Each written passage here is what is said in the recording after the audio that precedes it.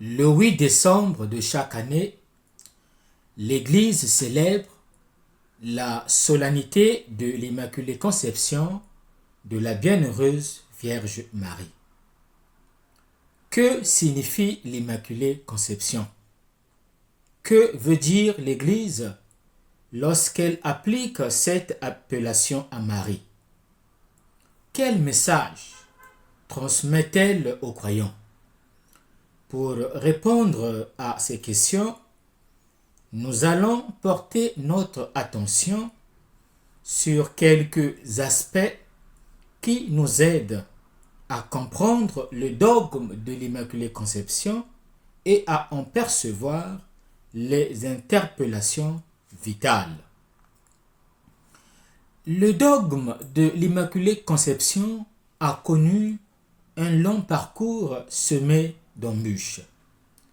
Cette vérité ne s'est pas imposée d'emblée, même si l'Orient invoquait Marie comme la Vierge sans tache et que le peuple chrétien a toujours vu en elle la femme sainte et modelée par l'Esprit Saint. Le dogme a été proclamé le 8 décembre 1854 par le pape Pie IX dans la bulle Ineffabilis Deus. Voici son essence.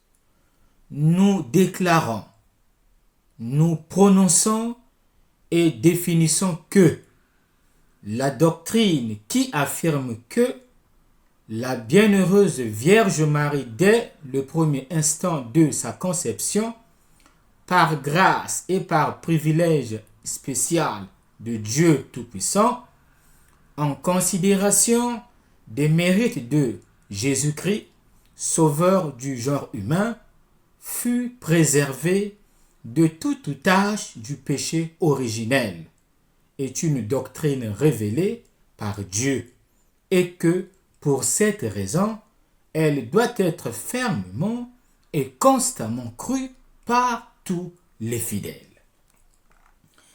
Cette affirmation est confirmée par le Concile Vatican II dans Lumen Gentium numéro 56, qui présente Marie, la toute sainte, indemne de toute tâche de péché, ayant été comme pétrie par l'Esprit Saint et formée comme une nouvelle créature.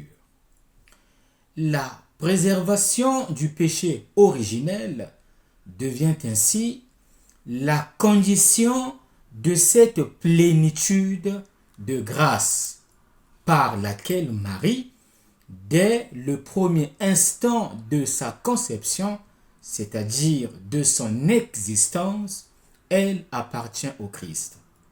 Elle participe de la grâce salvifique et sanctifiante et de l'amour qui a sa source dans le bien-aimé, dans le Fils du Père éternel, qui par l'incarnation est devenu son propre Fils.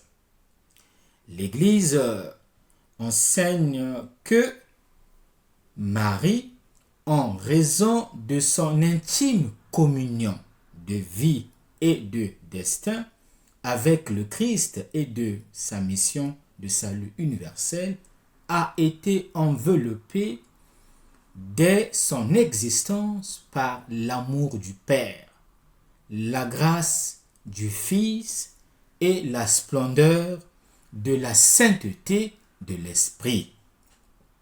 La personne de Marie est entièrement liée au Dieu trinitaire, reflétant et communiquant ainsi son mystère ineffable. L'Immaculée Conception de Marie n'est pas explicitement mentionnée dans un texte de la Bible. Cette vérité doit donc être recherchée au travers d'une lecture approfondie du texte biblique. Dans l'Évangile, en entrant chez Marie, l'ange Gabriel dit « Réjouis-toi, toi qui as été comblée de grâce. » Marie est saluée par les paroles adressées par les prophètes au peuple de Dieu, à la fille de Sion, c'est-à-dire une invitation à la joie eschatologique. Réjouis-toi, car je vais t'annoncer la bonne nouvelle, c'est-à-dire l'Évangile. Marie est appelée Kekaritomene, c'est-à-dire une femme comblée de grâce, totalement sous l'emprise de la charis, de la bienveillance gratuite et efficace de Dieu. Voilà pourquoi l'ange ajoute « Le Seigneur est avec toi ». Une salutation qui fait écho et réactualise celle adressée à la fille de Sion. Personnification de la communauté des croyants de l'ancienne alliance, des Anawim, ces pauvres qui n'espéraient qu'en Dieu. En particulier, les paroles de l'ange rappellent deux oracles. Le premier, celui de Sophonie chapitre 3, versets 14 à 17. Le deuxième, celui de Zacharie chapitre 2, verset 14. Pousse des cris de joie, fille de Sion. Éclate en ovation Israël. Réjouis-toi de tout ton cœur, bondis de joie, fille de Jérusalem. Le Seigneur a levé les sentences qui pesaient sur toi, il a écarté tes ennemis. Le roi d'Israël, le Seigneur est en toi. Tu n'as plus à craindre le malheur. Marie est invitée à se réjouir parce que Dieu l'aime et l'a comblée de grâce. Marie est comblée de la grâce de Dieu parce qu'elle a été choisie par lui pour une tâche, pour un charisme tout à fait singulier, celui d'accueillir en son sein et de mettre au monde Jésus, le Fils du Très-Haut. La singularité unique de la vocation de Marie explique donc la portée exceptionnelle de la grâce qui lui a été prodiguée. En vertu de ce don bienveillant et transformateur, Dieu l'a rendue sainte et immaculée à ses yeux. Comme à l'épouse du Cantique des Cantiques, il peut dire à Marie, « Tu es toute belle, ma bien-aimée, et sans tache aucune. » Cantique des Cantiques, chapitre 4, verset 7. Marie, la comblée de grâce, s'est offerte totalement en tant que servante obéissante à la parole de Dieu. La mère de Jésus s'est mise au service de la mission et de l'œuvre de son Fils, collaboratrice idéale de sa rédemption, avec la grâce de Dieu jusqu'à la mort du Christ sur la croix et la fin de sa vie terrestre.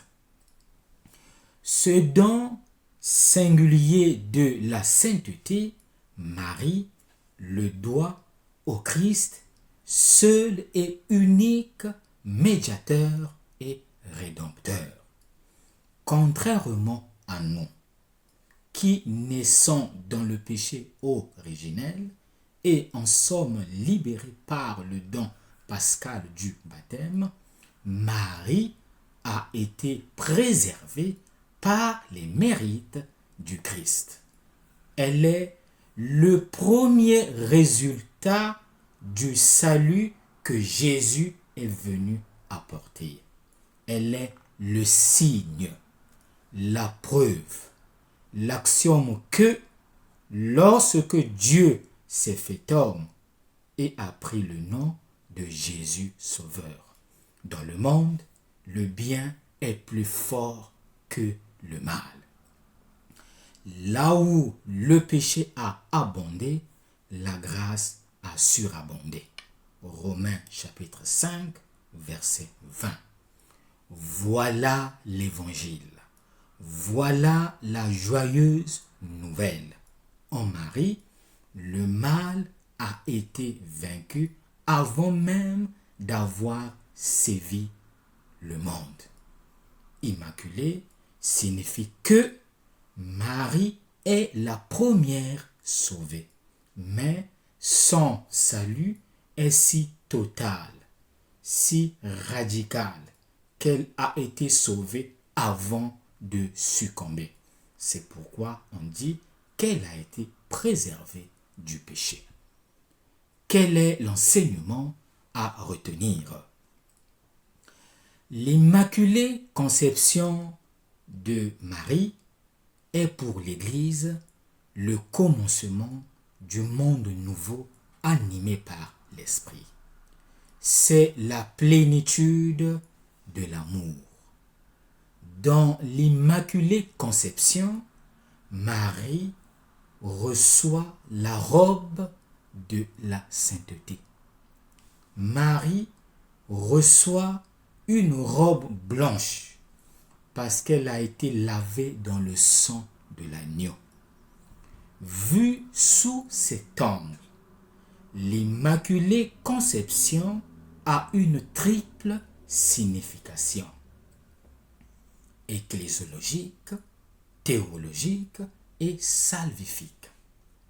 Signification ecclésiologique. Avant que ne naisse l'Église, Marie est une partie essentielle du mystère du Christ. Elle forme avec lui un seul corps, une seule vie, un seul amour. En la Vierge Immaculée, l'Église tout entière chante et contemple les merveilles de l'amour de Dieu. Signification théologique et salvifique. L'Immaculée Conception de Marie est avant tout un mystère de grâce.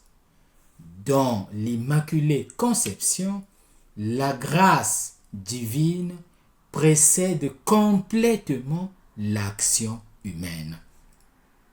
Marie fait son entrée dans le monde en étant juste, innocente, docile, prête à recevoir ce que Dieu a prévu pour elle. Voilà pourquoi, en Marie, la beauté divine resplendit d'une manière singulière. Marie est le chef-d'œuvre de Dieu, l'art de ses mains, le fruit de sa sagesse, le témoin que la plénitude de la grâce ne vient que de Dieu. Choisie par le Père parmi toutes les femmes comme la fille bien-aimée. L'Immaculée Conception exprime la sainteté radicale, initiale et constitutive de Marie, et elle est comme le fondement sur lequel s'appuie le reste des mystères de Marie, le reste des événements de sa vie. Cette grâce initiale fonde et oriente toute la vocation de Marie. Elle la dispose à l'appel à être la mère de Jésus, à comprendre mieux que quiconque les paroles de son Fils, à aimer l'œuvre du Christ avec plus d'intensité et de pureté que toute autre personne. Cette grâce radicale a permis à Marie à être toujours prête, bien disposée à suivre le chemin de foi, parfois très dur, qu'elle a dû emprunter pour accompagner Jésus, pour être la nouvelle Ève aux côtés du nouvel Adam. En vertu de sa sainteté radicale, Marie a pu coopérer d'une manière toute spéciale à l'œuvre du Sauveur, par son obéissance, sa foi, son espérance et son ardente charité pour restaurer la vie surnaturelle des âmes. À quoi nous convie cette solennité? Célébrer l'Immaculée Conception signifie avoir un projet de vie. Et le projet de vie est de dire oui au Seigneur. La fête de Marie devient alors notre fête. La fête de tous ceux qui, par leur oui quotidien, parviennent à dépasser l'égoïsme et à faire sourire la vie de leurs frères, à donner de l'espoir, à remplir leur cœur de joie. Que nous reste-t-il à faire? Il ne nous reste plus qu'à conjuguer le verbe être. Nous sommes tous appelés à être saints et immaculés dans l'amour, comme nous le rappelle l'apôtre Paul en deuxième lecture. Nous nous tournons vers Marie comme notre modèle, vers celle qui récapitule en elle toute la sainteté possible de la nature humaine, parce qu'elle est pleine de grâce, c'est-à-dire comblée de la faveur et de la bénédiction de Dieu.